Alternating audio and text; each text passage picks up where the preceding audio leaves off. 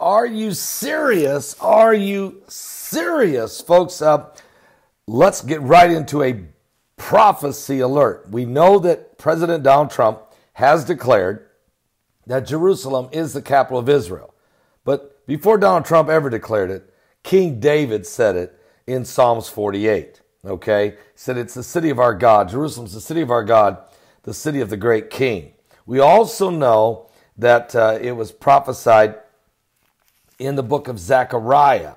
And it says that after Israel is attacked, and it looks like the city is about ready to fall apart, about ready to fall to the enemy, that the Lord will stand. If you go to Zechariah 14, verse 3, then shall the Lord go forth and fight against those nations as when he fought in the day of battle. And his feet shall stand in that day upon the Mount of Olives, which is before Jerusalem on the east, and the Mount of Olives shall cleave in the midst thereof toward the east, toward the west.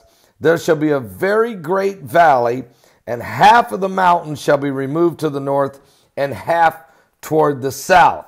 Now, and ye shall flee into the valley of the mountains. He tells it the Jews will have to do some fleeing. There'll be also a major earthquake, it says, as in the days of Uzziah the king of Judah.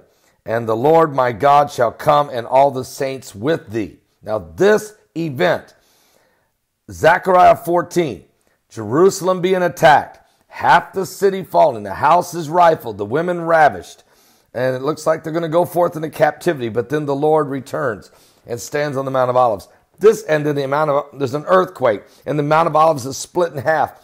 This has not happened yet. This prophecy has definitely not happened. You go with me if you want to, Jerusalem. We'll go stand on the Mount of Olives. It's the same as it was when Jesus was there. Okay, it has not happened yet. Okay, that means this prophecy is for the last days. Now, we can back that up easily. If you go with me out of Matthew 24, there's a couple things to watch for. The rebuilding of the third temple plays such a major role in biblical prophecy because we know, first of all, the building of the temple does two things. One, it will bring on the scene the two witnesses who'll be preaching in the streets of Jerusalem that Yeshua is the Messiah. They'll also bring great plagues upon the earth. They'll turn the water into blood. And, all kinds of different things they will do as they're preaching Yeshua is the Messiah, and they're being threatened by the leaders of the world. But here's what Jesus said in Matthew 24. He was asking about the sign of his coming, the end of the world. What are the signs we should look for? He told us, he said, look, in Matthew 24, verse 4, take heed that no man deceive you. For many shall come in my name, saying, I am Christ, and shall deceive many. You'll hear of wars, rumors of wars. See that you be not troubled. All these things must come to pass. The end is not yet. For nation shall rise against nation, and kingdom against kingdom. There shall be famines, pestilence, and earthquakes in divers places. Okay, we got that. Then, he says, then all of these are the beginning of sorrows. All right, so we're already seeing all of these things. He says, but then they're going to, some of you are going to be persecuted. Then shall they deliver you up to be afflicted, and shall kill you, and you shall be hated of all nations for my name's sake. And we're seeing Christians being beheaded and persecuted and literally killed in 50 different countries of the world right now. The persecution is intensifying. Then shall many be offended, and shall betray one another, and shall hate one another. And many false prophets shall rise, and shall deceive many. And because iniquity abound, love many will wax cold. But get this. It says, but he that endure unto the end, the same shall be saved. And when this gospel of the kingdom is preached into all the world for a witness unto all nations, then shall the end come. And when you therefore shall see the abomination of desolation spoken of by Daniel the prophet stand in the holy place. So you go back to, of course, to Daniel chapter 9, verse 27. It talks about there'll be a covenant with many. And of course, this will bring about the abomination of desolation. So the temple will get built, and it will be for the glory of God, really. And it will help because once it's built and people come to see the temple, up on the Temple Mount. And of course, they want to build it. They've already got it pre-built. I've seen all the stuff that's going to go in it. They've already got it pre-built. And they even say they got the Ark of the Covenant preserved to bring out. Look, the witnesses are going to show up. That's what it says in Revelation chapter 11. They're going to start preaching, and they're going to have great power, and all this is going on. But at some point, the Antichrist also walks into that building and will declare that he is God, okay, before the worshipers of God. That's what it says in 2 Thessalonians chapter 2, that the wicked one, the son of perdition, the evil one, okay, the lawless one, the Antichrist, Homo Satanas, half man, half Satan, with his sidekick, the false prophet, in the New World Order, the one world government. He will walk in, declare before the worshipers of God that he is God. Well, how do you know the worshipers of God are going to be in the third temple? Go with me back to Zechariah 14. It tells you they're going to be attacked. The Mount of Olives is going to split in half. All these things are going to happen. But look at verse 16. I'm in Zechariah 14:16. And it shall come to pass that every one that is left of all the nations which came against Jerusalem shall even go up from year to year to worship the King, capital K-I-N-G, the Lord of hosts, and to keep the Feast of Tabernacles.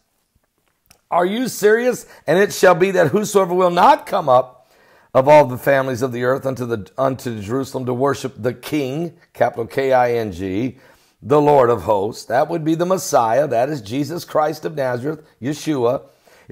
Even upon them shall be no rain. So look, Zechariah 14 has not happened yet, but it will during the days of the end times. And Matthew 24 tells you that the abomination of desolation is going to happen. In Mark 13, the abomination of desolation is going to happen. Look what Mark said. Mark says, and this is Mark 13:14. He was asked the same question. Jesus responds. He says, but when you shall see the abomination of desolation spoken of by Daniel the prophet, standing where it ought not, or standing in the holy place. You shouldn't be in there. So when you see the abomination of desolation spoken of by Daniel the prophet, standing where it ought not, let him that readeth understand. Then let them, whether in Judea, flee into the mountains again. Don't even come off your housetop. You need to get out of there. This is the time it's going to be. But wait, there's more. So when is this time? When is Zechariah 14? When are we going to see the building of the temple? When is there going to be an abomination of desolation? When are they going to go to the temple to worship the King? And I believe that that's what's going to happen. They're going to build the temple. I know they're going to build it. It's all through the Bible. And that many people are going to realize that Yeshua is the Messiah. Jew, Gentile, I'm talking Muslims, Christians, and Jews will realize, everyone will realize who is the true Messiah, who is the true Son of God. And they will come to Jerusalem to worship the King. When this happens, the temple has to be built. And then here's what it says in Luke 21. You have a lot of signs. Jesus tells you, man, there's going to be all kinds of signs of the end. All those earthquakes, false Christs, false prophets, wars and commotions. All right. Pestilence, diseases, famines, fearful sights, great signs, persecution. They'll lay their hands on you. They'll throw you into prisons. Okay?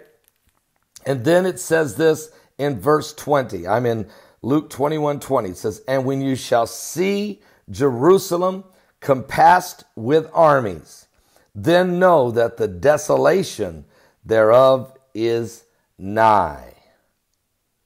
So here's the events. The temple is going to get built.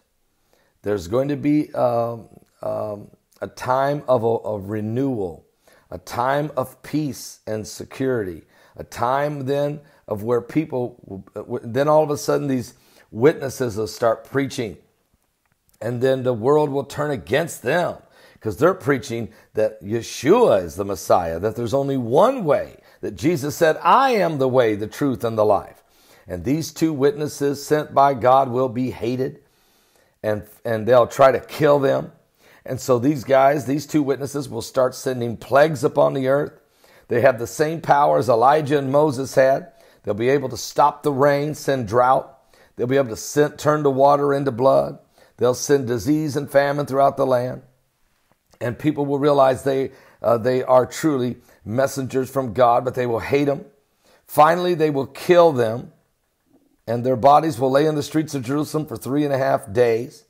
And then the Lord will raise them from the dead. The whole world will see it when it happens, okay, and begin to realize that these are true messengers of God, and their message of Yeshua was the truth. And you're going to see a transformation like never before. The abomination of desolation. But you're already seeing the armies compassing Israel. These are the days of vengeance. These are the end times. So what you're watching, Trump declaring Jerusalem as the capital, you can't, look, he's just fulfilling biblical prophecy. So we are living now. It's going to get very interesting. And I believe the Lord revealed to me that in the next 7 years, between these two solar eclipses, the Lord said this, you can call this the age of the Antichrist. No, he will not be sitting on top of a throne in the New World Order in these 7 years.